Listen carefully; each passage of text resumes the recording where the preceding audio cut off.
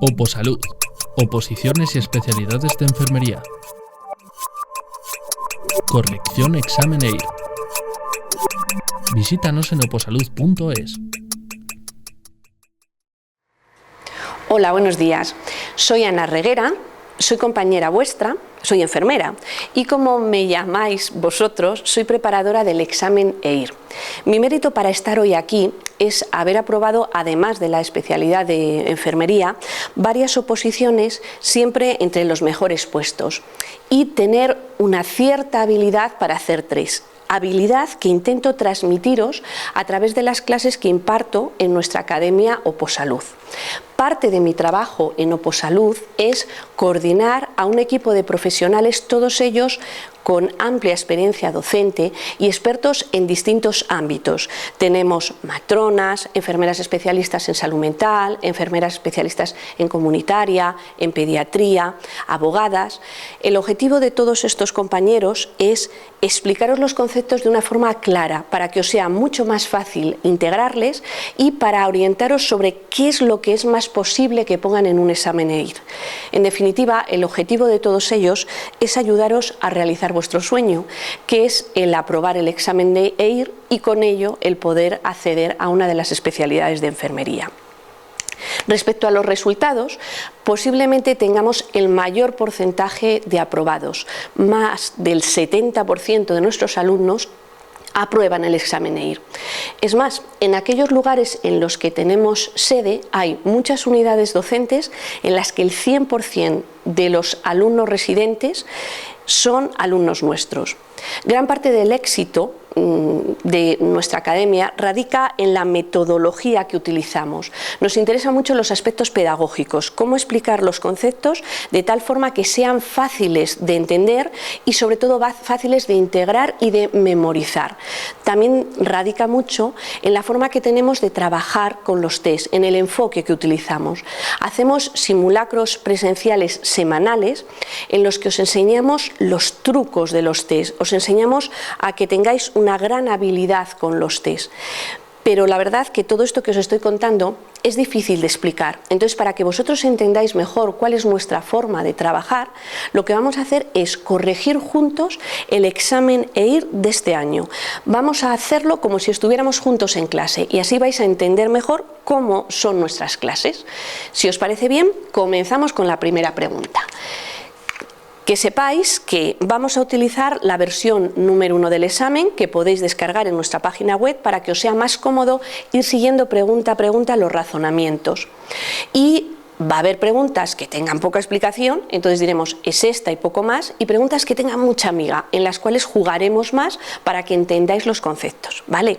Empezamos con esta primera. La primera es muy sencilla. Me dice, ¿cuántos pares de nervios raquídeos están conectados a la médula espinal? Si habéis estudiado la teoría, es fácil, porque nos sabíamos que la clásica era cuántos pares de nervios craneales hay, que son 12 pares de nervios craneales, pero también nos podían preguntar cuántos pares de nervios raquídeos o espinales hay, que son 31. Entonces la respuesta, simplemente estudiando, la podemos acertar, sería la opción 3. La siguiente pregunta tiene un poquillo más de miga. La miga que tiene es la siguiente. Me dice, ¿cómo se llama el tejido especializado, conjuntivo, blando y difuso denominado mieloide?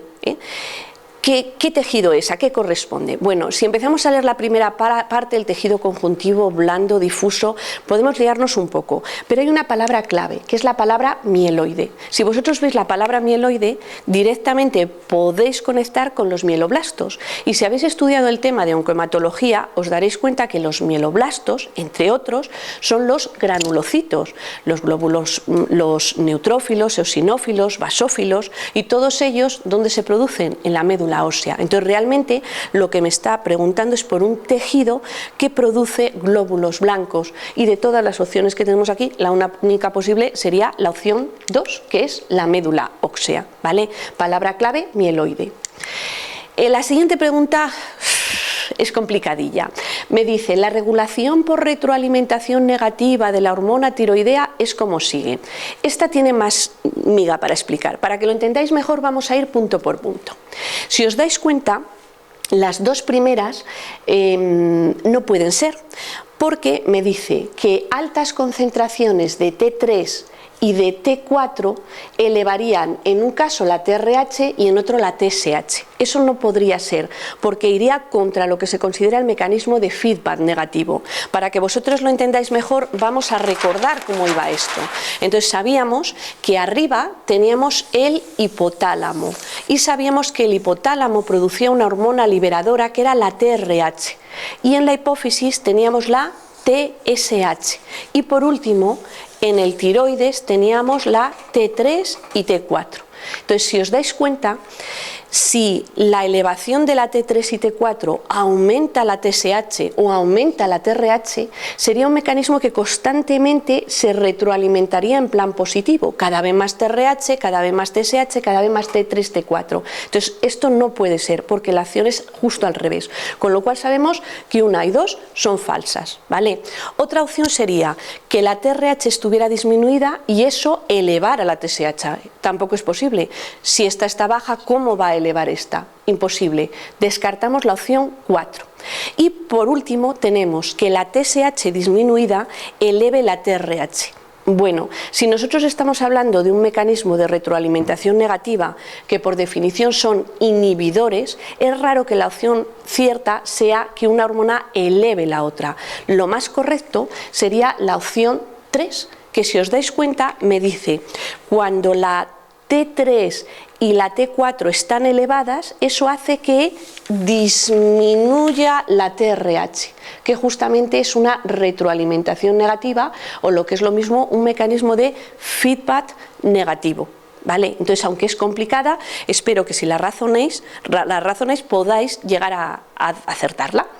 La siguiente pregunta dice cuáles son los 3 tipos de células óseas. Esta es muy sencilla, pero para aquellos que sois más remolones estudiando y os gusta utilizar la picardía, que yo la utilizo muchas veces, hay algunas claves. Si nosotros vemos la palabra mitocondrias, sabemos que siempre que haya mitocondrias tengo que tacharlo. Las mitocondrias son un orgánulo de la célula, pero no son una célula ósea. Entonces tachamos mitocondrias, mitocondrias, mitocondrias, y solo me quedan 2 opciones, o la respuesta 2 o la 4.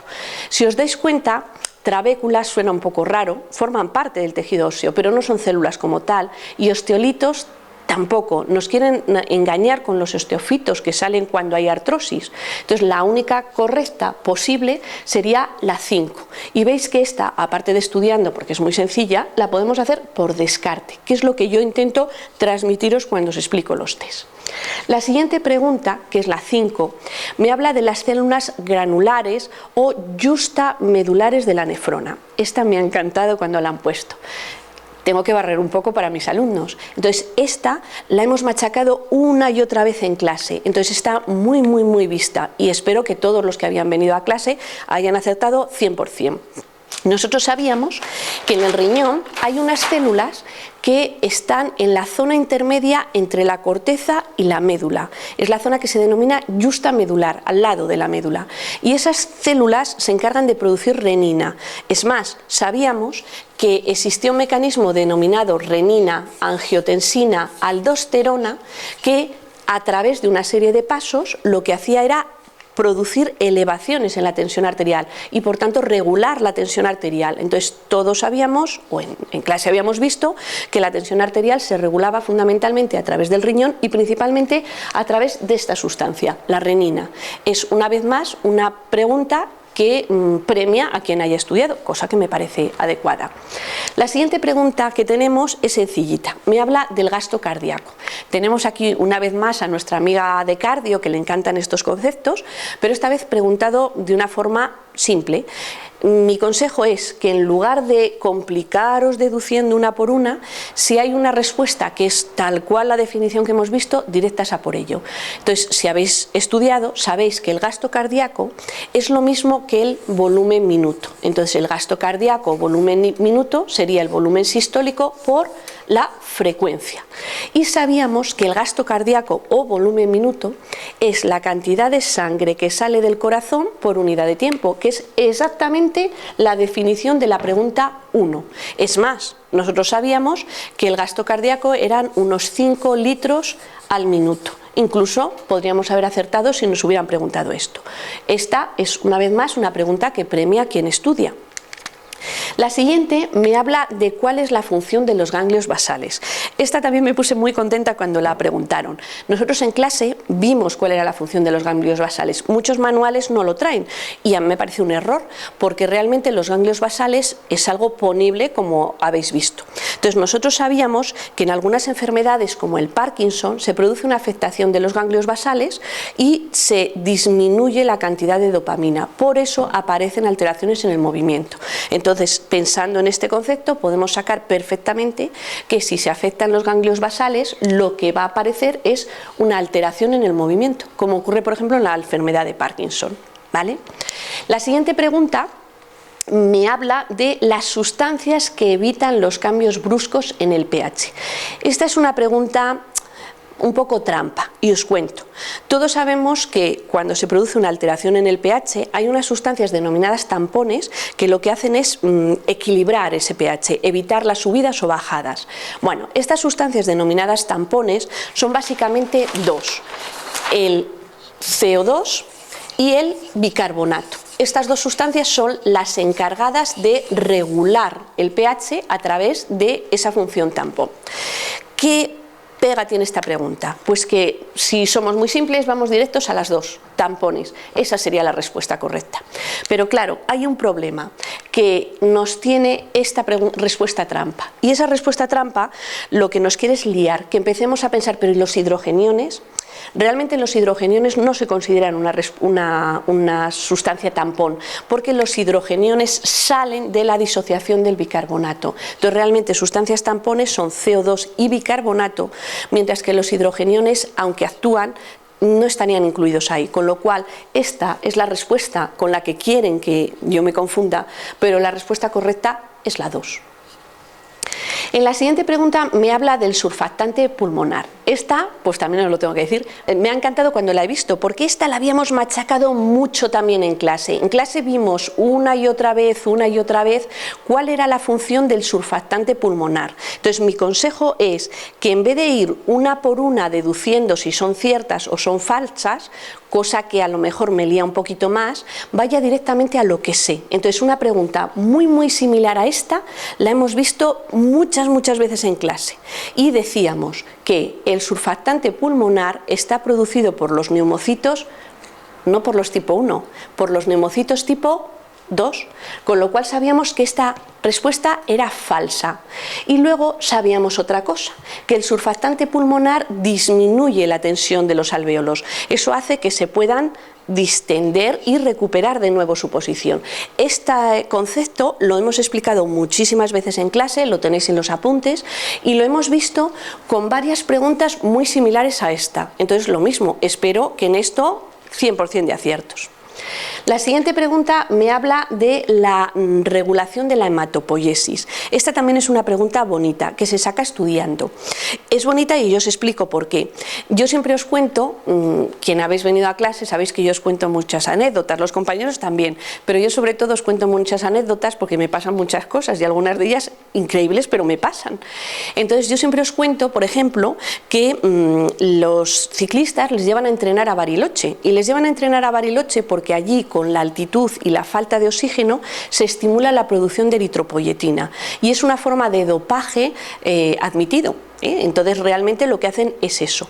Bueno, pues recordando esto que habíamos visto en clase, podemos saber que, por ejemplo, que la altitud inhibe la hematopoiesis sería falsa, al revés, la altitud la estimula.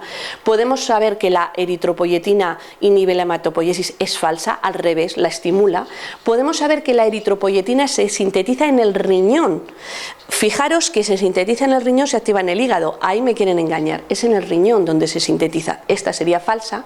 Y podemos saber que el hecho de que la eritropoyetina no influya en la producción de glóbulos rojos, por supuesto que es falso. Entonces la opción correcta sería esto: la hipoxia estimula la eritropoyetina y con ello se produce un aumento de los glóbulos rojos. Eso explica por qué a los ciclistas u otros deportistas les llevan a entrenar a sitios donde haya poco oxígeno, ¿vale?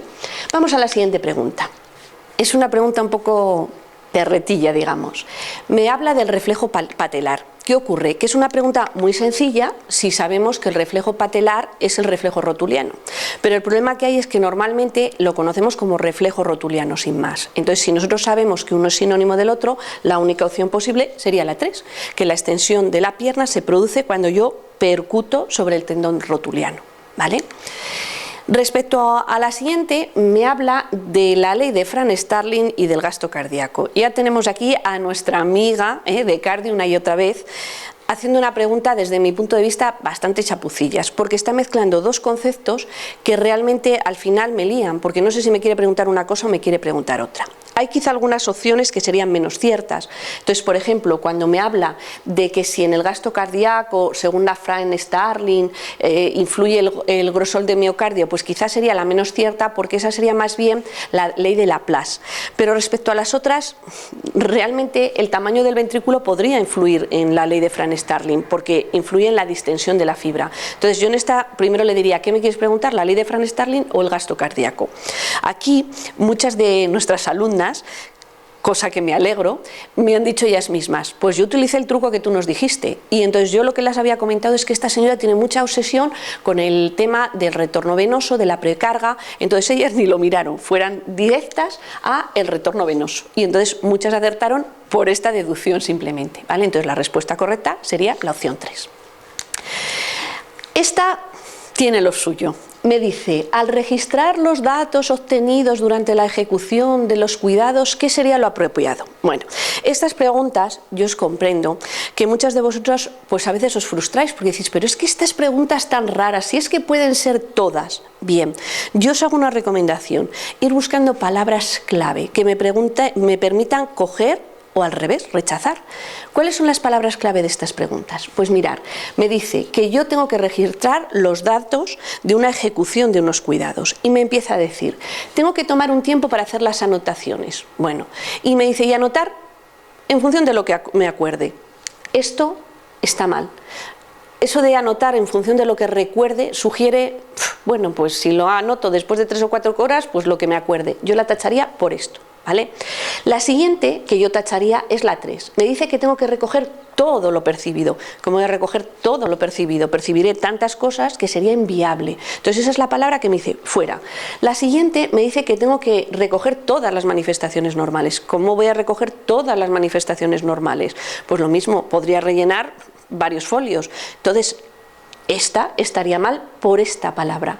Y esta, si os dais cuenta, me dice algo que me suena también muy raro. Recogerlas, bueno, de manera general, sin ser concretos, es algo contrario a lo que se espera de un buen profesional. Entonces, eso de manera general, sin ser concretos, etcétera, es lo que me dice que esa respuesta es falsa. Opción, me queda la 2.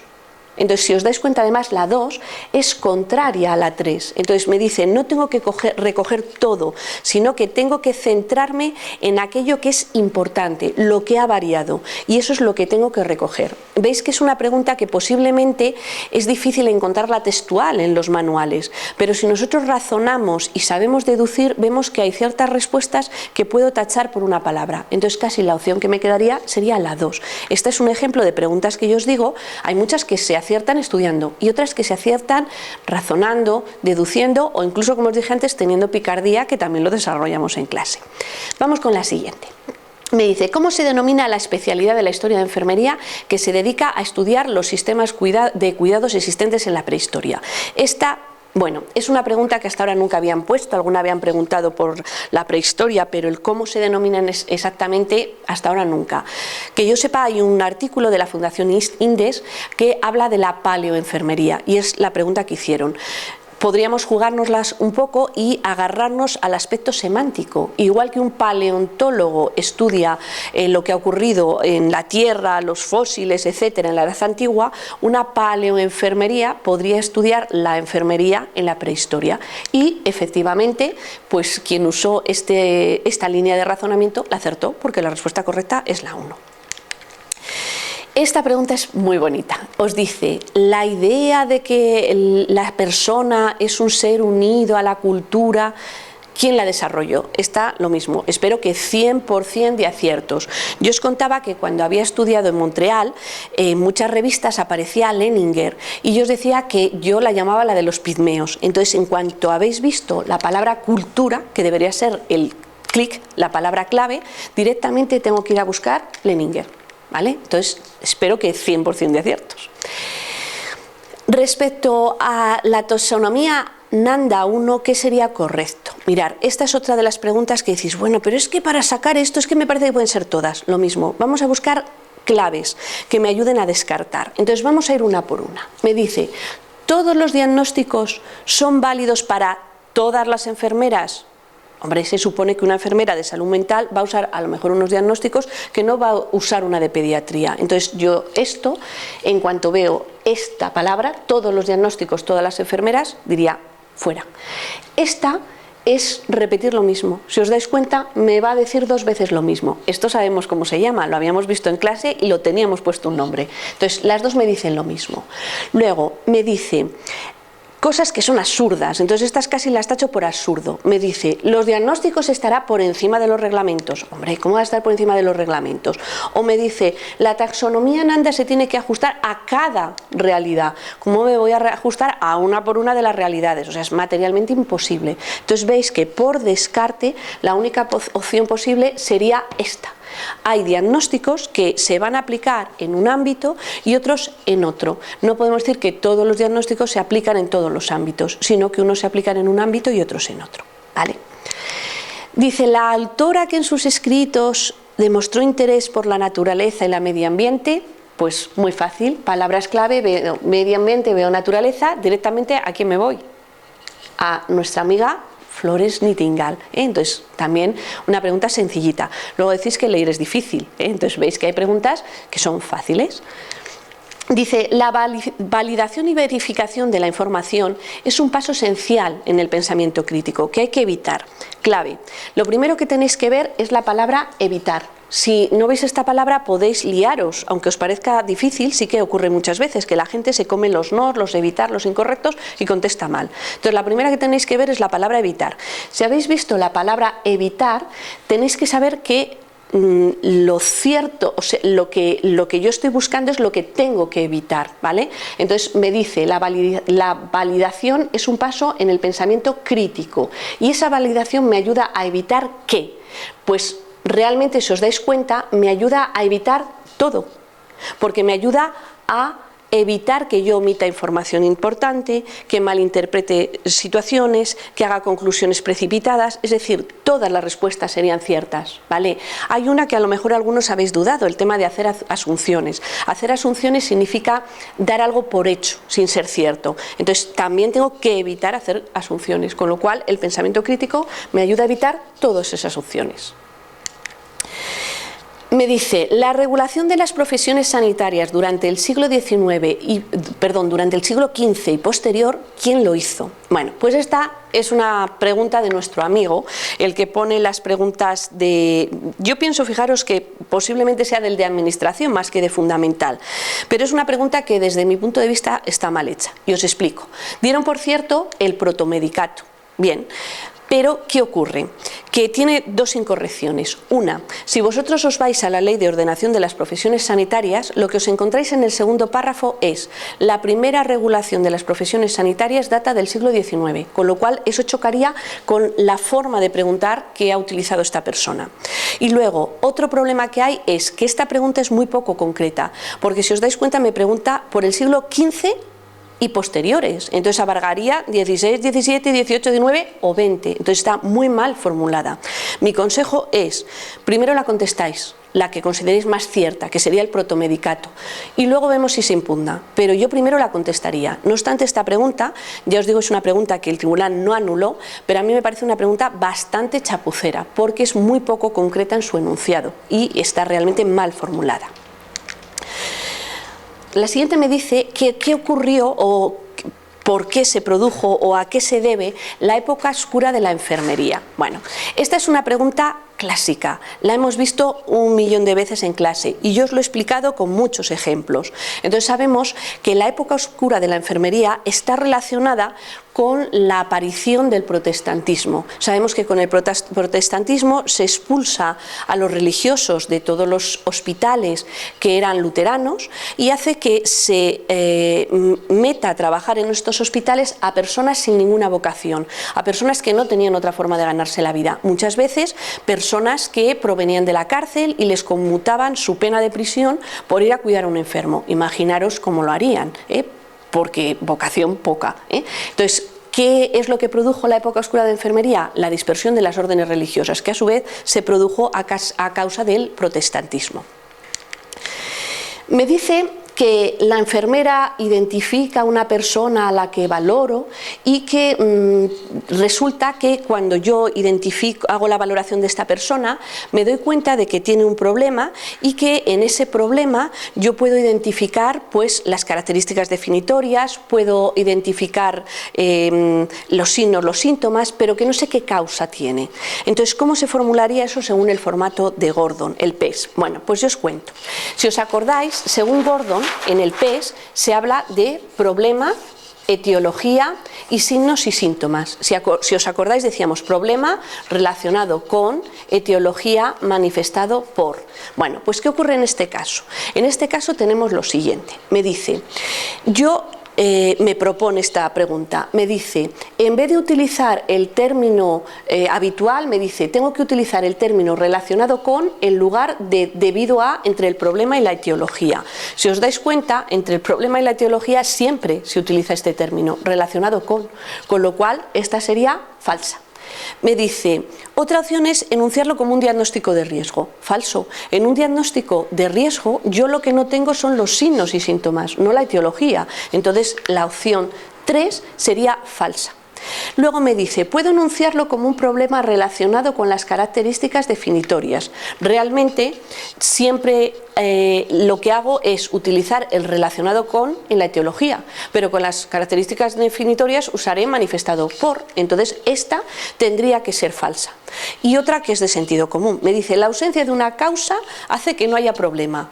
No, muchas veces hay un problema y yo no sé por qué ocurre, pero aunque no sepa por qué ocurre, sí que existe el problema, con lo cual esta es falsa.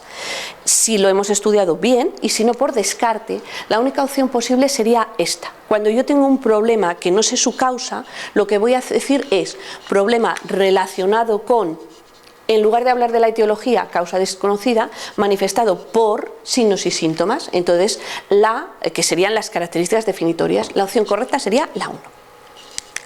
En esta pregunta me interrogan sobre cuándo se fundó la primera escuela de enfermeras de España. Bueno, pues es una de esas preguntas por las que dices, merece la pena estudiar. Muchas veces me comentáis, es que es una tontería estudiar porque te preguntas unas cosas tan raras. Bueno, pues veis que hay muchas preguntas normales. Cuando hablamos de la historia, yo soy consciente de que hay muchas cifras y es muy difícil acordarse de todas, pero hay algunas cifras o algunos hitos claves, como puede ser cuál fue la primera escuela de enfermeras, la primera escuela de matronas, o la ley de bases. Entonces todas estas fechas o estos conceptos deberíamos de saberlo y en este caso me preguntan uno de aquellos conceptos que yo considero que hay que saber porque es preguntable y en concreto es cuándo se fundó la primera escuela de enfermeras, que como bien sabéis se fundó en 1986 en Madrid y se denominaba Santa Isabel de Hungría y la fundó el doctor Rubio. Entonces esto deberíais de saberlo junto con esos otros puntos que os he dicho por lo menos en el tema de la historia. Dice, la historia de la enfermería se desarrolló a través de la relación entre diferentes elementos y factores. Esta me puse contentísima cuando la vi preguntar y os cuento. Esta está copiada textual de una pregunta del año pasado y yo el último día os hice un recordatorio de cosas que habían caído y que me parecía que podían volver a preguntar y os puse esta pregunta textualmente copiada. Entonces espero que todo el mundo os acordáis de aquello y que la hayáis acertado en un 100%. Me dice la pregunta número 24. Una de las características del proceso enfermero es esta, una vez más, tenéis que razonar qué me quieren preguntar. Y lo que me quieren preguntar es lo siguiente. Tengo que saber qué características tiene el proceso enfermero. Entonces, si os dais cuenta, hay varias opciones que van contra estas características. Y me dice, ¿el proceso enfermero se centra en la enfermera? No, se centra en el paciente. Me dice, ¿la toma de decisiones debe estar ligada a una respuesta estándar? No, ni el proceso enfermero es estático. ¿Por qué? Porque habíamos estudiado que el proceso enfermero se centra en el paciente, que es dinámico, que es flexible, que es adaptable. Entonces, si os dais cuenta, está diciendo lo contrario de las características del proceso enfermero. Luego, hay otra respuesta que tampoco puede ser. Me dice, ¿la toma de decisiones se hace en la planificación? No, sabíamos que en la planificación yo planifico lo que voy a hacer, pero realmente, ¿cuándo hago las cosas? En la fase de ejecución, con lo cual esta sería falsa también. La única opción posible es esta. ¿Los datos de cada fase proporcionan información para la siguiente? Sí. Es más, yo siempre os dibujo el proceso enfermero como algo circular, porque constantemente una fase está produciendo información para la siguiente y se está retroalimentando a través de las anteriores. Entonces, esto sería la única opción posible. Es un ejemplo de preguntas que yo os digo, ¿qué me quieres preguntar? Entonces, lo que os quieren preguntar es las características del proceso enfermero. Me dice, en la entrevista a un paciente, cuando yo le hago la valoración, le puedo hacer preguntas abiertas. Y me dice, ¿qué desventajas representan las preguntas abiertas? Lo primero que hay que ver es que me están preguntando por la desventaja. Y esta se contesta una vez más, como yo os digo muchas veces, con sentido común. Entonces, ¿os parece a vosotros que el que un paciente me pueda hablar de una forma abierta en lugar de con monosílabos va a suponer una desventaja porque pueda revelar la afectividad? No, lo que quiero es realmente entender la afectividad de ese paciente. Esta sería falsa. ¿Os parece que es algo negativo el que le deje hablar? ¿No? Eso es algo positivo. ¿Os parece que es algo negativo el que se conceda mucha importancia a sus opiniones? No, al revés. Lo que quiero saber es la opinión del paciente, que es la que importa. El centro es él, no soy yo. ¿Os parece que puede ser algo negativo el que atraiga el interés y produzca confianza? No. Entonces es sentido común. Todos esos son aspectos positivos, por lo tanto no son desventajas. La única opción que puede ser una desventaja sería esta, que cuando yo tengo que registrarla, es mucho más fácil registrar un sí o no que registrar si el paciente me ha hecho una respuesta abierta. Entonces es lo único que se podría considerar una desventaja. Todas las demás serían ventajas. Me dice, según Alfaro Lefebvre, el pensar de manera crítica significa que opciones, podéis ir una por una intentando descartar, pero yo esta es de las preguntas que ni me complicaría, directamente buscaría la opción 1 y os explico. Yo siempre os digo que yo intento tener pensamiento crítico y siempre que hago una clase me planteo en qué puedo hacer mejor las cosas. Entonces digo, igual podía haberlo explicado de esta forma, de la otra, podía haberlo hecho así o asado. Entonces una persona con pensamiento crítico constantemente se está reevaluando, se está cuestionando y pensando si en algo puede mejorar, y eso hace que constantemente se autocorrija y busque la mejora y con ello la excelencia. Entonces, si nosotros sabemos que el pensamiento crítico tiene esa característica, yo ni siquiera me dedicaría a deducir las otras, iría directo a la opción 1, que sería la respuesta correcta.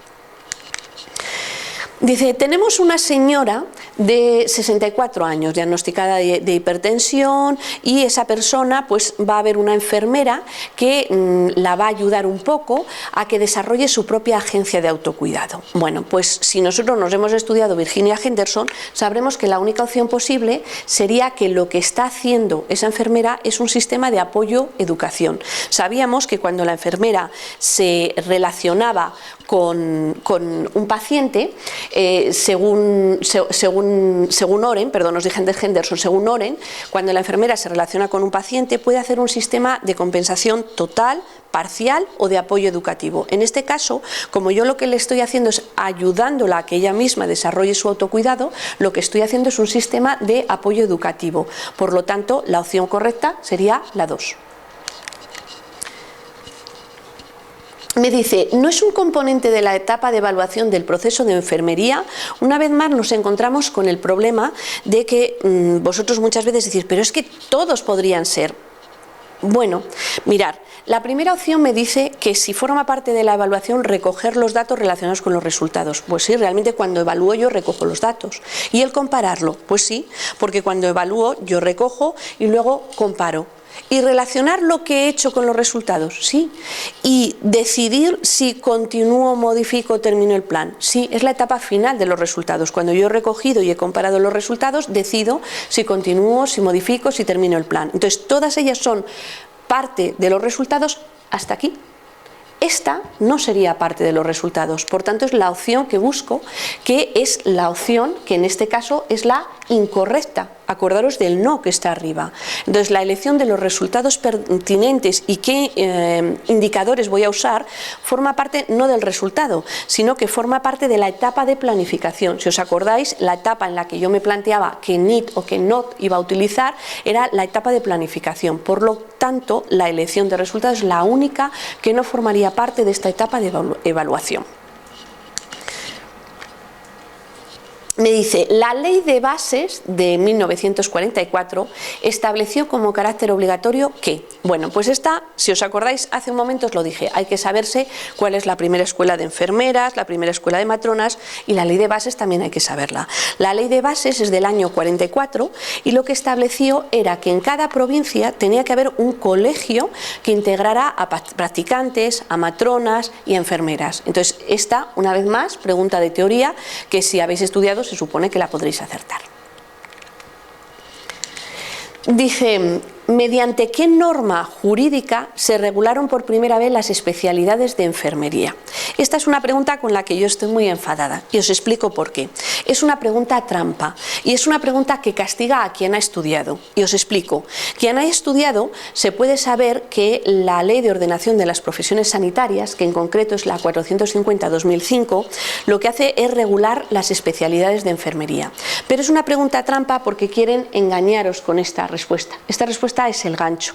¿Y por qué os digo esto? Porque si os dais cuenta hay una palabra clave que me dice cuándo se regulan por primera vez. Entonces, aunque aquí se regulan, previo a esta ley, a este Real Decreto, había otro, que es este, el 992-1987. Y realmente, como me está preguntando por la primera vez que se regulan, esa sería la respuesta correcta.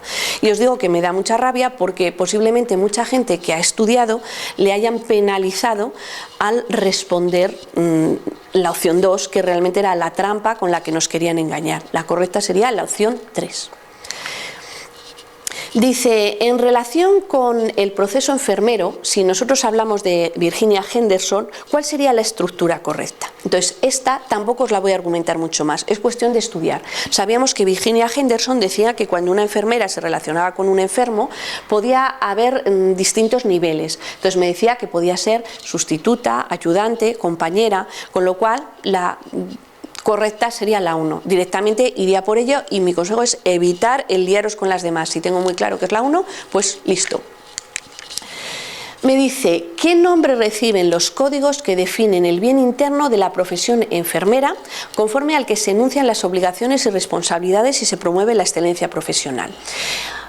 En este caso, yo tampoco estoy muy de acuerdo. El tribunal ha dado, por cierto, que los códigos son los códigos éticos, pero os digo que esta pregunta chirría un poco y os explico.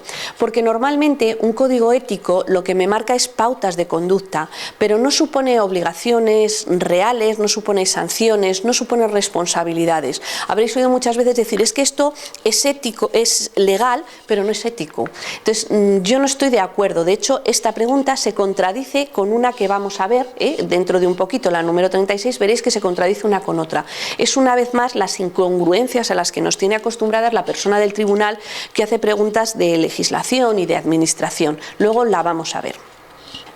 Bien, esta pregunta me dice que las profesiones, me pregunta, porque las profesiones tengan un bien interno que las define, significa que tienen. Veréis, en esta pregunta hay dos respuestas claramente falsas. Entonces me dice que tiene que ser desarrolladas por profesionales altamente cualificados académicamente. Hombre, eso con el bien interno Si usáis el sentido común tiene poco que ver. Entonces directamente la respuesta 3 la tacharía.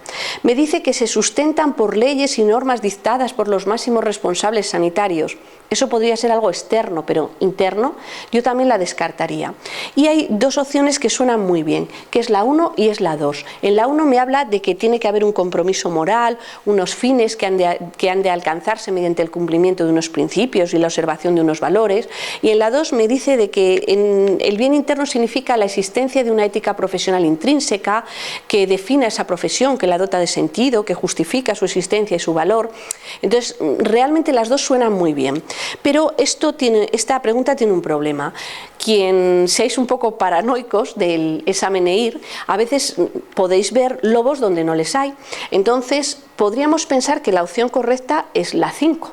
Pero muchas veces lo que empezáis es a dar vueltas y decir, pero a ver si es que me quieren engañar con eso. Bueno, pues esta es una de esas ocasiones en que realmente la respuesta correcta sería la 5. No me quieren engañar, sino que tanto la 1 como la 2 podrían definir lo que se considera el bien interno de una profesión, ¿vale? Me dice, en la prevalencia de los principios bioéticos, los principios de justicia y de no maleficencia, ¿en qué éticas se encuadran? Bueno, esta espero que 100% de aciertos. Yo siempre os digo, todos los compañeros creo que son muy buenos profesionales y vosotros lo sabéis, los que habéis venido a clase y explican muy bien, pero hay una persona que tiene un hándicap especial, que es la persona que explica legislación. Entonces tiene mucho mérito porque realmente Rosa consigue que os guste la legislación y entonces esto os lo machaca una y otra vez, que estos pertenecen a la ética de los mínimos y lo habéis visto en varias preguntas. Entonces lo mismo, espero que 100% de aciertos.